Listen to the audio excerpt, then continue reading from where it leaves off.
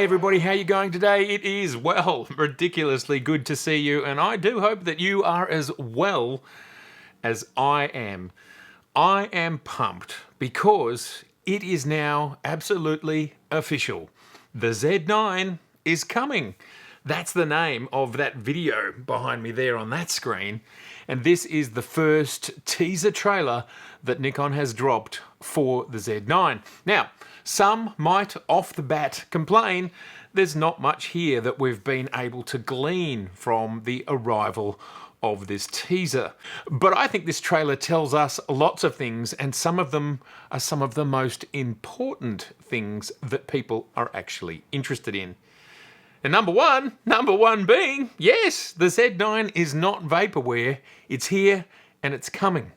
In this video, I want to talk about what we can see, what we've learned, but also by watching this video and then watching Richie's reaction to this video, we learn a little bit more from that, and we even learn a little bit more from reading through the comments in his reaction video. So there's actually quite a lot of information that I think is super exciting. Some of it is kind of hard evidence, and some of it's like, well, pretty much we're there. So let's just dive into what we know so far from the Z9 is coming teaser trailer. So here we are, and really, I don't think we have very long to wait at all at this point in time. We can see by this image here that there are 3 more placeholders for teaser trailers. My best guess is we're going to see a teaser trailer per week. So that means one trailer in a week's time. That's 1 week, another week, 2 weeks, another week, 3 weeks. And that might be it. So it's either going to be 3 weeks or 4 weeks from now. I'm going to say 3. 3 weeks before we know everything and this thing is real. So I believe that's the number one most exciting thing to come from today's teaser trailer. That the official word on everything relating to the Z9, I believe, is going to arrive in 3 weeks, based on what we're seeing there. Now, is this going to be another D3 moment? A D3 moment. Back in 2007, I think it's the 23rd of August, 2007, the D3 was announced. This is where Nikon transitioned from APS-C-sized sensors in their digital SLRs for the first time over to full frame. But Nikon just didn't arrive in the market and say, oh yeah, here we go, we've got a full frame. They produced what I believe, what I continue to believe to be one of the best digital cameras ever made for that era, and still it stands the test of time. You've all seen my D4, there's my D4, but I've actually held on to, after all of these years, one of my original D3s. This happens to be a D3S. Stupidly, I sold my first original D3, but I bought 2 of these D3Ss and I've held on to one. This thing is still as beautiful and as amazing as it always was. And this is 14 years ago. So, do we have another D3 moment about to arrive 14 years later? And I think the answer is absolutely yes. And I want to start with something that Nikon has said. Get ready. Experience image making like never before. Now, you just don't come out swinging your bat that hard unless you're pretty damn excited about what you're going to deliver. So I'm going to say the second most exciting thing from this trailer, besides the fact that the Z9 is definitely not vaporware, it is coming, that this camera is going to probably be an even bigger moment than the D3 moment. Now, one of the reasons I say that is not only are we going to get what we know is a 40 to 50 megapixel stills camera, but we're going to be getting 8K, and we know that it's 8K because they told us that back in March. And of course, over the course of the last 6 months, there's been a lot of leaning into the conversation around video, and the fact that Nikon really want to lean into video. And it would make sense that this first flagship camera, the camera that we will all, who choose to buy it, this will be the most expensive Nikon camera we can buy at the moment, that they put as much video in there as possible.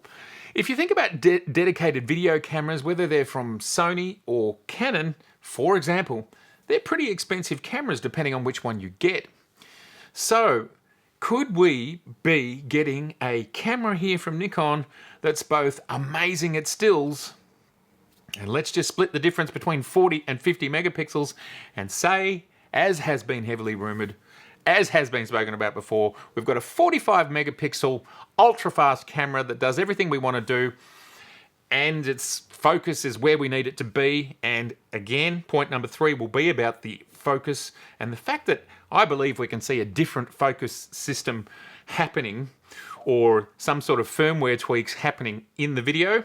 We'll get to that. So not only are we going to have an amazing stills system that will be on par and match the R3, the R5, the A1, the A9 II, it's going to all be up there in the ballpark. We don't know the final exact specs, but we're going to get an amazing video camera, 8K. But I think Nikon are going to lean into it. Their lenses, all of their lenses are very much focused around video, and one reason we can see this is focus breathing. They really are doing a lot of work around correcting focus breathing. So I think we're going to get a lot in the way of video out of this release. Who knows? What are we going to get? Internal, external, 8K, not 8K? Who knows? If you look at the market, and you want it to be where an A1 is, then you want to get as much as you can, and as many of those codecs and as high resolution and RAWs and whatever else, you want to get as much as you can of that stuff internal so you don't have to add an external recorder. That is where I hope they are going. I've talked about this stuff before. That's what makes me excited about it, is if we can have as high quality video on the interior. Who knows? 3 weeks. 3 weeks, I think we will know for certain. The other big thing, the other huge thing to come out of this trailer, I think, is the fact that the screen, unlike all of these screens in the past, these things are just welded into the back. They don't move, they've never done anything. And a flagship Nikon camera that has an articulating screen. But not only does it articulate this way, but it also articulates for portrait, like so. I know a lot of people are very excited about it. I also know some people are not excited because it doesn't face forwards. Look, I've talked about this before. Personally, I'm not worried about that in the least. Having played with the ZFC and a few other flip-out screens, the ones that face the front, I get very nervous about how strong and tough they are, let alone the fact that I'm quite confident I can frame myself when I'm doing the odd vlog. So, look, there's pros and cons. Probably my biggest con around not having a screen is actually knowing that I'm actually recording or not. And I would love to either have a light on the front of the camera or a noise which tells me I've started recording, like a beep for on and a double beep for off. Other cameras do this. I hope we see something like that, because for me, that mitigates the things that I'm actually worried about, because I do know how to frame myself just by looking at the lens. But let's not spend too much time on that. We know what the screen is now, unless there's another action built into it that we can't see, but I don't think so. I think that's what we're getting. Now, this is the first high-res look, I think, official high-res look that we've seen of the back of the camera. From my perspective, there's no surprises here. It's a mix of the sort of ideas that we've seen in D3, D4, D5, D6 and so on, plus button layout. This is very similar to a Z camera, except for the fact that the play button has moved.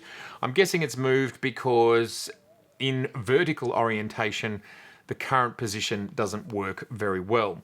So that would be the main reason why I think that's moved. And we can see that a fourth function button has appeared where that old play button used to be. Besides that, the back is, like I said, what we would expect from a Nikon flagship camera. There's LAN buttons and a few other bits and pieces, but I think all in all, it's pretty standard. And then there's one other little thing that's been picked up in the trailer by a few people, and I saw it myself, and this is where things start to get even a little bit more interesting.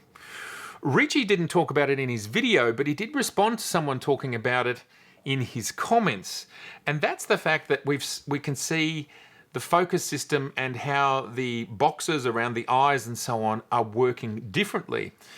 And I'm pretty sure that we can see that there is two boxes, a box around each eye on the model. So this either says to us that we have a new focus system or the current one has been updated a lot. Multiple eyes. I mean, that's interesting in itself. So, focus system. I think we can say confidently from seeing this video, new things are happening. Who knows how far they've gone with it. Rumours have it that we will have the usual face detect, eye detect, animal detect, car detect, and all those sorts of things. I don't see why not. Everybody else has it, so got to keep up with the Joneses, don't we? But I think what's most interesting about this, and again, I think it's somewhat confirmed by Ricci in his comments, is that the person says the focus system looks new. And so Ricci responds by saying, certainly there's some interesting autofocus things going on there. So from my perspective, interesting means, yeah, isn't that interesting, exciting, and new? It's certainly not the same old thing. So from my perspective, that's a confirmation that there's some new things going on. I can't wait to see how that unfolds. It's super interesting stuff. The same person also said, what do we know about the lenses? And in their question, they talked specifically about the 100 to 400 millimeter lens. And again, we have a very interesting response there, not to the positive or the negative. Of course, we would not expect the question to be answered, but the answer was this. And you can read out of this what you like, but I'm feeling pretty positive about it myself, and that is, quote unquote, lens releases, plural, soon. Not, I'm sure there will be a lens release soon, but I'm sure there will be lens releases soon. Very exciting. So what I take from this is, who knows exactly what's going to drop with the Z9, but I feel like that's kind of an affirmation of the 100 to 400, and beyond that, who knows? We have had a rumor that the 400 prime, maybe a 2.8, again, that's the rumor, is not far away. And there are a few other lenses on that roadmap that we're waiting for, like the 85 and various other prime and telephoto lenses, zoom lenses. But there is plural there. So I'm feeling like that's 2 or 3 lenses in the not too distant future. So for people who are hanging for the 100 to 400, I think we may have a very, very subtle and vague affirmation that that's not that far away. And as for the other lenses, well, if we did get a 400 2.8, most of us could never afford to buy such a lens anyway, but it would be so exciting to know it exists, wouldn't it? Super excited about the 400mm 2.8, but it's not a lens that I'm ever going to own because it's probably twice the price of a Z9 or more anyway, so Very quickly, I wanted to talk about price. Currently, the D6 sits at $6,500. And this is, I suppose, roughly where Nikon flagship cameras have landed. We're at an interesting crossroad here, and because we don't exactly know the final spec that is going to come out for this camera, it's kind of hard to predict the price. But I think if we just went on history, the price would be coming in around $6,500. Even so, this camera has inside it more technology, 8K video, so on and so forth, and higher megapixels, of course, than a D6. I feel like the flagship price is just something that always remains the same. I mean, let's face it, it's remained the same, even so the price of technology has become a lot cheaper. It's also arguable that once you do the R&D of a camera like this, because it's actually cheaper to make than a D6, you don't have all the mirror box and all that crazy stuff that has to fly around at whatever it is, 15 frames per second. So is there an argument? Is there an argument for this camera to come in cheaper than the current flagship? Cheaper than $6,500? Could it come in at $5,999? Well, I think there's absolutely two sides to this argument. One, it's the flagship, it's the best camera that we've ever seen from Nikon, so let's make it expensive. Let's make it $6,500 to $7,000. But here's the thing. We've got a landscape that is very aggressive at the moment, and Nikon are in a situation where they need to say to their customers, we're here, we want to keep you, and we're excited for you to get this camera in your hands, and then, well, there's lots of lenses for you to buy. So we can make more profit on the lenses. I mean, think of it like a PlayStation or an Xbox. They are sold with not a high margin, but all of the profits, or most of the profits, are made on selling the games, the software. Well, of course, profits are made on selling lenses. If this was 2010, I would say absolutely yes, go with the old model. This is absolutely the best camera that we've ever made. Price it high, $6,500, $7,000, and so supply and demand will work it out. We do live in a different world in 2021. Competition is fierce. And if it was me, and you know, this is just my opinion, I don't mind what anyone else thinks, this is just my opinion, I would probably be aggressive with this pricing. There are a lot of people sitting in F still. They're sitting on their D5, maybe their D6, maybe their D850, maybe even their D500. And they're really wondering, do I come to Nikon or do I go to another system? How easy is Nikon going to make this for me? Well, I would warmly and gently suggest that Nikon make it easy. They make it easy for everybody to embrace Z. And perhaps they should even make it easy for people who are not in any Nikon system. They see a marvelous camera and think, wow, maybe I should dabble in this. What does all of that mean? Well, could they get the price somewhere between $5,000 and $6,000? Indeed, I think that would be an amazing price which would attract many, many people. And then you simply have a business problem, which is one of, we've made the price low, demand is extraordinarily high, and we can't fulfill all of the orders.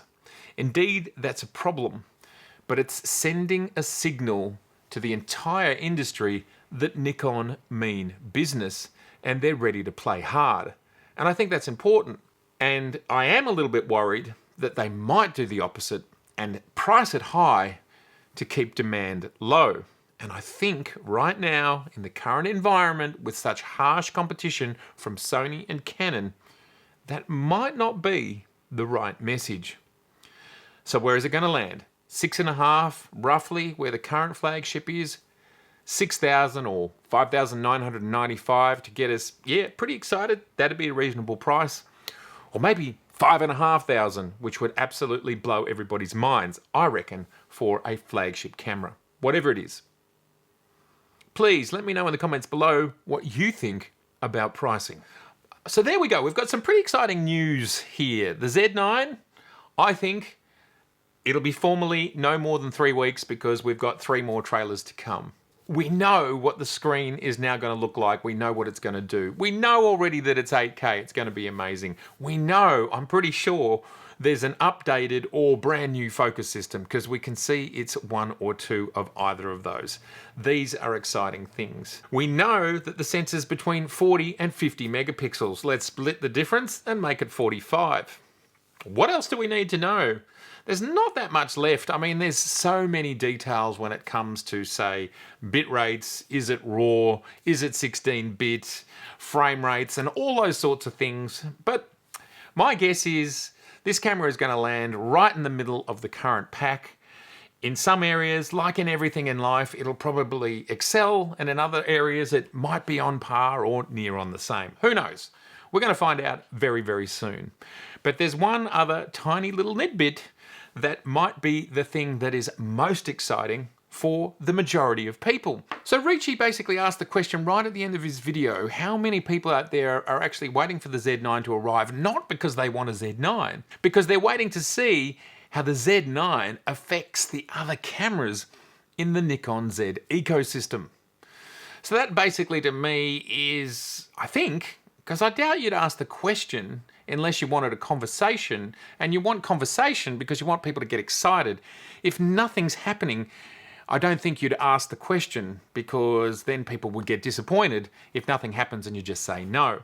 So I think by way of asking the question, we are getting a very subtle signal here that indeed things are coming and it will trickle down. But again, I could be reading too much into it, but I know if I was in marketing, I wouldn't be bringing up something that I didn't want to talk about. I'd be bringing up things that I did want to talk about. So this has actually been a super exciting teaser one release. I think there's actually a lot of information in here when we collect all the different pieces of the puzzle. The Z9 is actually here. It's not vaporware. It is a very exciting camera. It's got some new things in it, and one of the most important things that people continue to complain about, those who complain, many of us do not because we're super happy already, people like me, fits my use case, thanks very much. We do, by the look of it, have an upgraded or new AF system.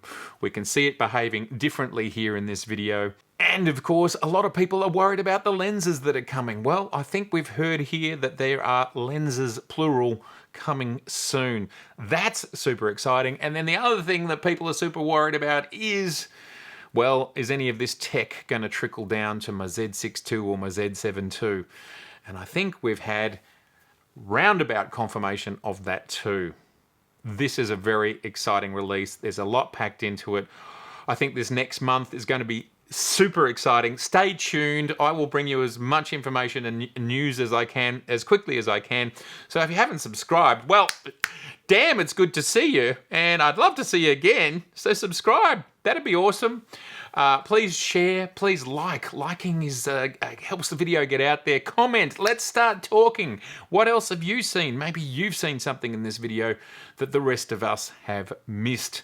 All right, so good to see you. It is absolutely true. Loving the community. The response from the community video that I made just a few days ago has been heartwarming, overwhelming. Of the 9 channels that I shouted out to in that video, I have had conversations with 8 of the 9. So, wow. Is our community awesome or what? I'd say it's awesome. High five! High five, high five, high five! So very good. So thank you for that. I'm loving it.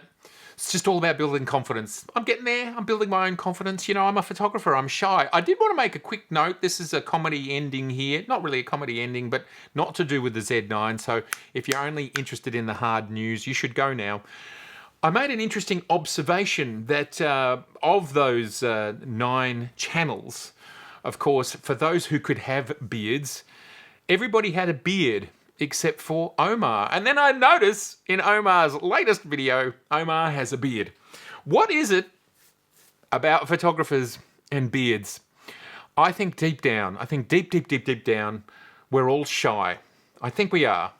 And beards is part of our not quite a mask, but part of our, whatever it is between us and the world. Anyway, I made that observation. I wanted to put it in the last video and I just forgot to mention it.